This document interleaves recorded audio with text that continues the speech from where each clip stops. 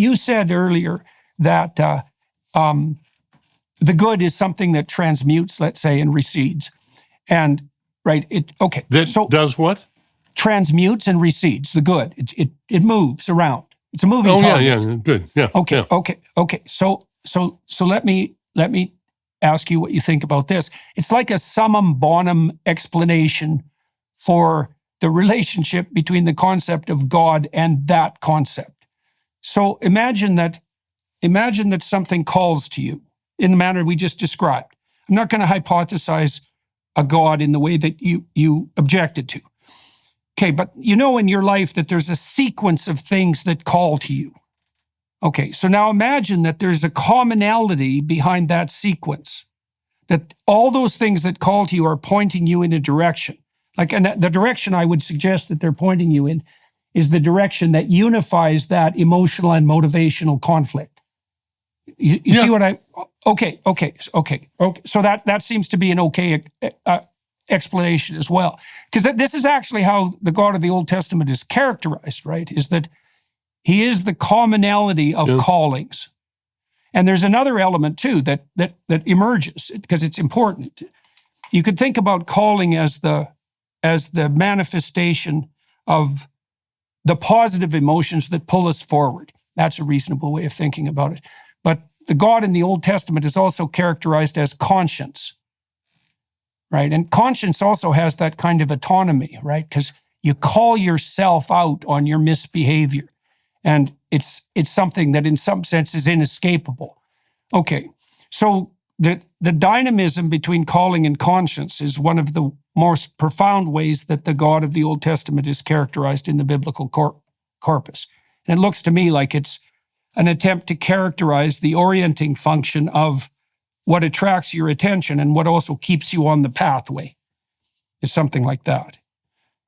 So is there any of that you would object to, like the No. I think you're making a fairly easy topic more difficult than it has to be, but it's an interesting way of doing it, and I am happy to grant you that interpretation of it's a way of reading the Old Testament where it makes a little more sense than if it was taken literally. Yeah.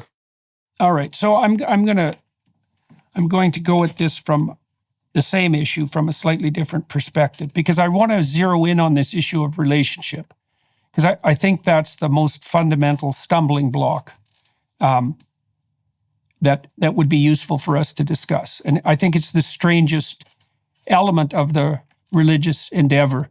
We've established a certain amount of common ground in relationship to the idea of a hierarchy of value or a hierarchy of good.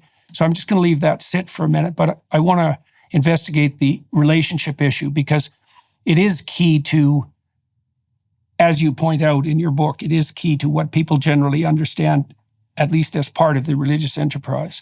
And it's also the insistence that's probably most susceptible to the objections that you've put forth, for example, with regards to the hyperactive agency detector.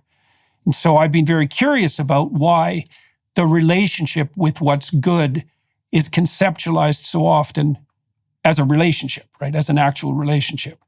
Okay, so let me walk through something and you tell me what you think about this. So I've been conceptualizing thought as secularized prayer.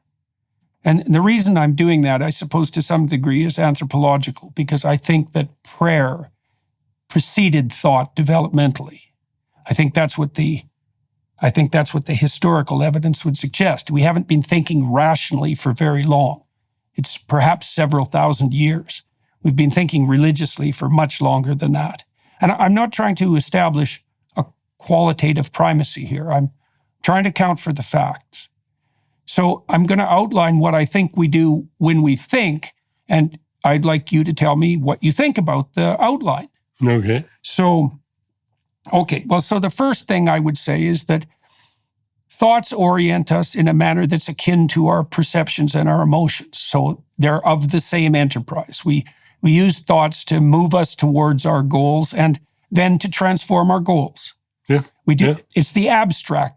Okay, good. So, and then I would say that thoughts make themselves manifest in relationship to our aim, right? Just like our perceptions do. And so our thoughts are defined, at least in part, by our aim. So this is what I think I do when I think. So the first thing I do when I think is admit that I don't know something. So I come to the process in humility and I admit I have a problem. It's like, here's something I don't understand. It could be something I'm curious about. It could be something that's bothering me, but I have a problem. And I also admit that I have the problem, and I presume that there's an answer, and I presume that if I get the answer, that would be good. And then I would say I do something that you could describe. I allow myself to receive a thought. It's something like that. Now, I could say I think, or I could say I think something up, but I don't really like that formulation because I don't think it's a good description of actually what happens. What happens is that I posit a problem, and answers appear to me. That's good. I'm happy with that. It reminds me of Plato in the Theaetetus, where he says knowledge is like the birds in a giant aviary. And you've got all these birds. The trick is, can you get them to come when you call? And so you've got all this knowledge that you've acquired, and the hard part is getting it to come when it's needed.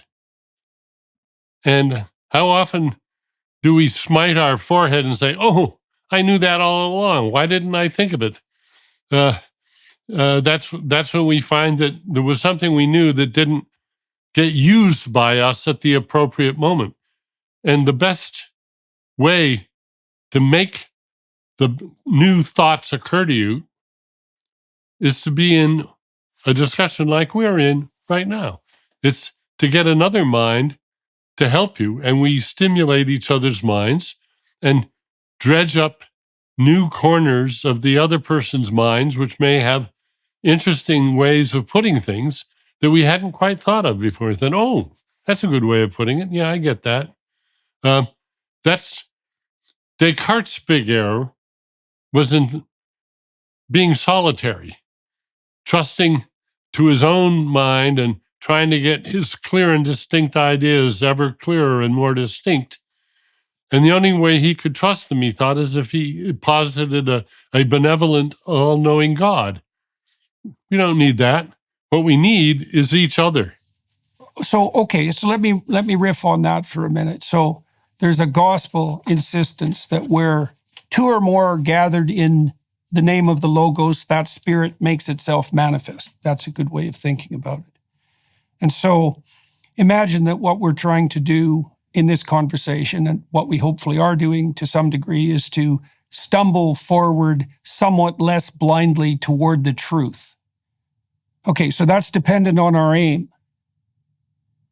And if our aim is at the truth, then the Spirit that makes that journey possible, that would be the religious formulation. The Spirit that makes that journey possible will make itself manifest in the space defined by our interaction. It would seem to me that would be a good definition of science, too.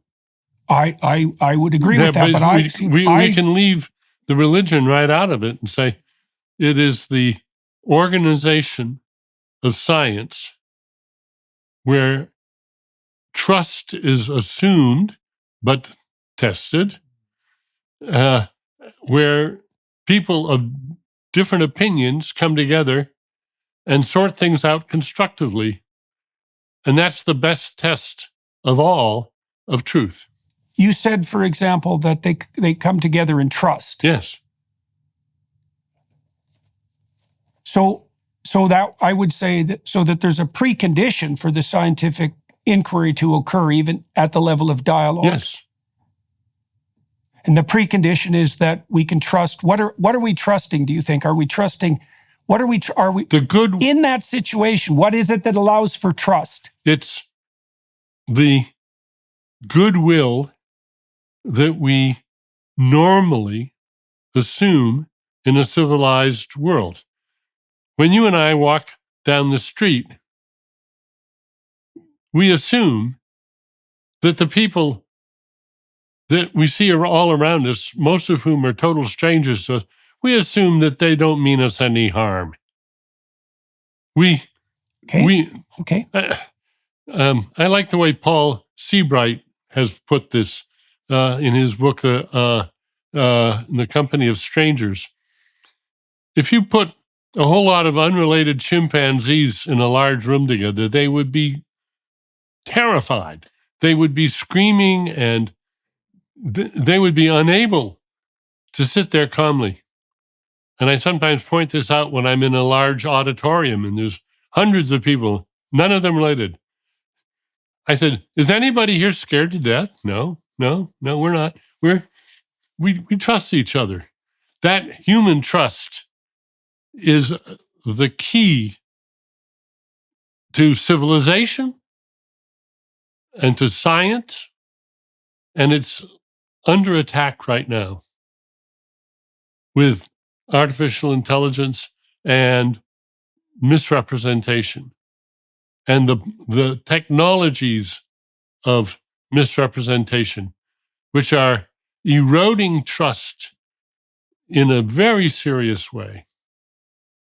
Huge tech companies have a problem. They don't just want your money, they want to know everything about you. Shadowy data brokers are making a living compiling detailed profiles of your online activity and selling them to marketers and other corporate interests that want to control you with targeted ads. They're not just selling a product, they're selling you, but you don't have to let them. There's a way you can keep your browsing history truly private, and I use it every day. It's an app called ExpressVPN. In a world where your every move online is being watched, tracked, and sold to the highest bidder, maintaining your privacy isn't just a luxury, it's a necessity. Think about it. Every time you go online, data brokers are cataloging your behavior through your IP address, building detailed profiles of who you are and what you do. That's why I trust ExpressVPN to protect my privacy online. With just one click, ExpressVPN masks your IP address and encrypts all your network traffic, making it virtually impossible for data brokers and hackers to monitor your digital footprint. You might think you're safe because you're careful online, but here's the truth. Every time you connect to a public Wi-Fi at your local coffee shop or airport, you're exposing yourself to potential security breaches. ExpressVPN acts like a shield, protecting your sensitive information from prying eyes. What I love about ExpressVPN is how seamlessly it works across all your devices, your phone, your tablet, laptops, you name it. One subscription covers everything. Just tap a button and you're protected. It's that simple. Protect your online privacy today by visiting expressvpn.com/Jordan. That's expressvpn.com/Jordan, and you can get an extra 3 months free. expressvpn.com/Jordan today. Okay, so I use the same example, by the way, when I'm talking to large audiences, and the chimpanzee example as well. And so you said that the trust that makes even a scientific conversation possible is the trust in mutual goodwill, right? Okay, so, all right. So I want to relate that idea of goodwill back to something that we talked about earlier. So I think that if the battle between emotional and motivational systems occurs optimally, it produces a unity of spirit that makes that trust possible. That's what you do when you socialize a child. Like, children are really socialized between the age of 2 and 4, right? They're pretty egocentric and temporally bounded at the age of 2. They kind of want whatever their motivational system wants right now, and to hell with the consequences. That's the definition of a 2-year-old. And there's some wonderful things about that. And then as they mature and as their cortex matures, those systems integrate. And if that integration takes place, then you have the presence of a overarching structure that enables that trust to be made manifest. A child will learn to take turns, for example. That's why I say that free will is an achievement, not a metaphysical endowment.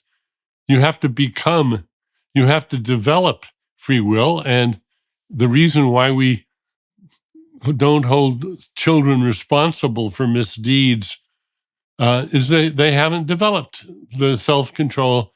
They haven't developed the sort of trustworthy, reliable autonomy that we demand of each other. the price we pay in self-control is a price. It's the best bargain on the planet. It means that we can walk around without fearing for our lives all the time.